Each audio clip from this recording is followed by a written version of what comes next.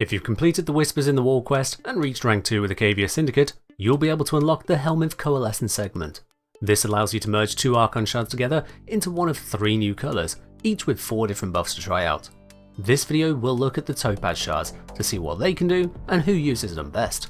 I'm the Engineer, let's solve a practical problem.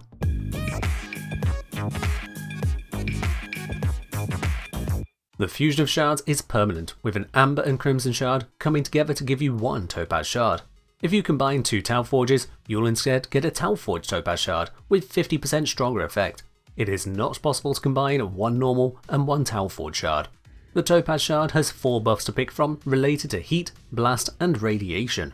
The first of these buffs gives you an alternate version of an Azure perk, increasing your max health by 1 for every enemy you kill with blast damage up to 300. On stacking copies of this shard, you'll both gain more health per kill and increase the cap, so it's always 300 kills to max out. The UI will not notify you that any buff has been applied other than to increase your maximum and current health. You'll just have to remember how much health you started with to know how much has been applied. As it takes 150 kills for this perk to match the Azure shard, and then another 150 kills to max out, it is only designed for missions where you're going to get a large number of kills. Missions as high as a Steel Path Exterminate will not see enough kills for this perk to be of use. Even on missions where you could get that many kills, you still need to meet the criteria. That means you getting the kills, not your allies, and you specifically have to get the kills with direct damage that includes blast. Any kills by status effects do not count, even if the damage that proc the status was entirely blast damage, such as using hunter munitions. You also need to ask yourself why you need more health. Max health does not continuously restore you, it only gives you more buffer and time to react to restore your health by some other means.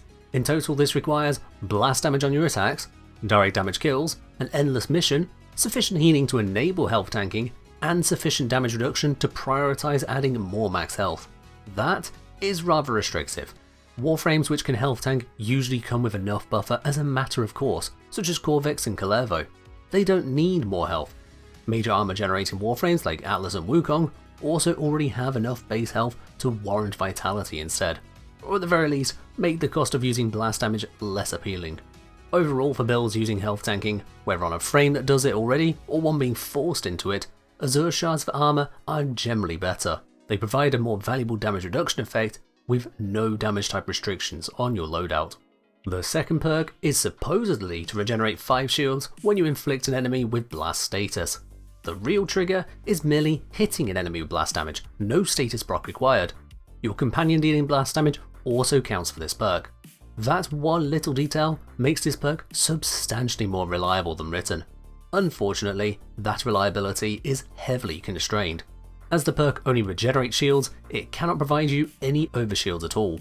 If you're at maximum shields, you get no effect. Also as a balancing factor, added after its initial release, the perk is disabled if your shield gate is triggered, only turning on again once you recover any amount of shields. If you are at 0 shields, you again get no effect. Recovering shields through the use of the Auger set does reactivate the shard, though if you're under heavy enough fire to instantly drain the hit points gained, you'll once again lose the perk effect. As a result, this perk requires you to be only partially shield damaged in order to do anything, and then you must be dealing blast damage. At that point, you'll recover 5 shields with every hit. Multi-shot and AoE both work for this, such that a triple shot from the Epitaph at a group of 20 Grineer would restore 300 shields with just a single shard. This is only useful if you have damage reduction on your shields to make those hit points worth recovering. It doesn't matter if you can gain 300 shields in one go if the enemies you're facing burn up all 300 instantly. In most cases, instead of using this perk, you can use Pillage. It'll defense strip, status cleanse, and increase your shields into overshields all in one, even at 0 shields remaining. In most cases, that's just going to be better for you. However, there exists a Warframe with rapid fire attacks, damage reduction on shields, endless ammo, and an inability to easily cast Pillage or other abilities while doing it. That Warframe is Mesa. With just a single shard equipped, she is able to regenerate an incredible amount of enhanced shields. To use this shard on her, I've gone for this shield based setup here. With a combination of adaptation, shatter shield, shooting gallery and redirection, she has plenty of general defense against incoming attacks. The Topaz shard then turns blast damage into shields, and we get that damage here. The use of Toxin with Blast allows us to apply damaging status procs, while also getting corrosive procs thanks to Archon Continuity, enhanced by 2 Emerald Shards. This setup is improved by a few external buffs too. At least 1 Augur mod should be on your normal secondary weapon to allow you to recover some shields on casting an ability, keeping the Topaz Shard active. Also, this Worm setup has proven very effective for providing critical bonuses, fire rate bonuses, shield recovery, status protection, and companion recovery. Don't forget to have a 50% or higher critical chance companion weapon for Tenacious Bond to be active. Using the Onario Focus School, popping in and out of Operator also removes the speed debuff from Mesa's Waltz for 40 seconds, and provides a means of armor removal if you get silenced by the Violence Acolyte. Lastly, if you're willing to invest into it, you can use the secondary Outburst Arcane alongside an initial combo weapon like the Ceramic Dagger to provide even more power to your Peacemakers. Now this setup is capable, absolutely, and can handle pretty high levels. Unfortunately, it is exceptionally vulnerable to one-shots. As time goes by in a mission, enemies which can repeatedly wipe out all your shields in a single shot, such as Bombards, will cause your tank to fail.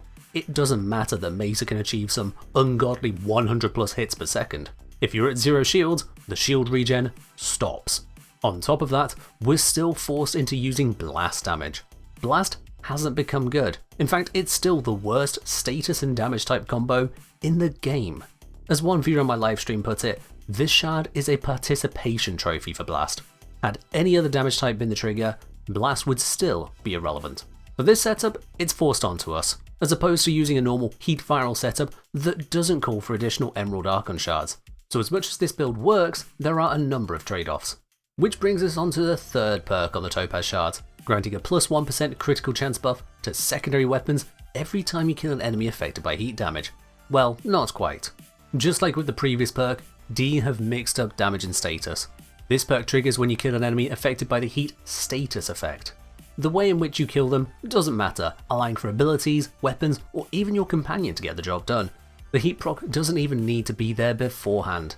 If the killing blow also procs heat, even though the target dies at that same moment, that will trigger the perk effect. This perk has also changed since its original release, with the current iteration providing a bonus that's additive to mods. The maximum granted by this perk is a plus 50% bonus, equal to merely 1/4 of that offered by the mod Creeping Bullseye. As such, this perk functions as a higher cost, higher reward version of the Crimson Shard secondary critical chance bonus. The Crimson perk grants a fixed 25% modded bonus, while the Topaz perk can scale to twice that amount, so long as you sprinkle in heat procs on your targets. As it's both conditional and much lower than modded bonuses can provide, while also providing no access to any breakpoints, this is one of those shards you only apply when a build is finished, filling out the empty slots for bonus power. Due to the way critical calculations work, a modded critical bonus will trend towards, but never reach, a damage bonus equal to the proportional crit chance increase. So with a 50% modded bonus from one shard, applied to a frame which already has 200% from Creeping Bullseye, you'd be increasing the critical chance by 1/6, and therefore trending towards no better than a 1/6 damage increase. For decent critical weapons, with a good base crit chance and a good modded critical damage, you can expect a 10 to 14% damage increase. If you have even more bonuses to your critical chance, such as Euphrates passive, this value gets even lower. Killing enemies with heat procs is easy and fits onto many builds, it's just not doing a lot. So finally, we have the fourth perk, the last of all the combined shard offerings. Turns out, it's more of the same we've seen on the Violet and Emerald shards. It grants you plus 10% ability damage on enemies, this time affected by radiation. This is a multiplicative bonus, applied independently of all other calculations. If you have more than one shard for this effect, they add together first before the bonus is applied to your damage. Likewise, if you use 2 different colours with the same type of perk, those also stack additively with each other. Exalted weapons get no benefit from this buff, despite being an ability and working with Archon continuity. There's no in-game reason given for this inconsistency, it's just Warframe being Warframe. As with the critical chance on secondary weapons perk, this is not a build defining buff. There are no useful breakpoints it achieves. If you've got space on a radiation setup like Corvex or Oberon, then sure, slap it in there, but it's not doing a lot. Out of all of the combined shards, Topaz is definitely the most underwhelming. It doesn't have some giant, if niche, electric bonus, no hard to obtain melee crit damage buff, no supercharging of corrosive status effects, just a handful of lukewarm buffs and a participation trophy. If there's any shard you choose not to make, it should be this one. That's all from me on this topic, so as always, fuse shards, waste bile, and fight well, Tenno.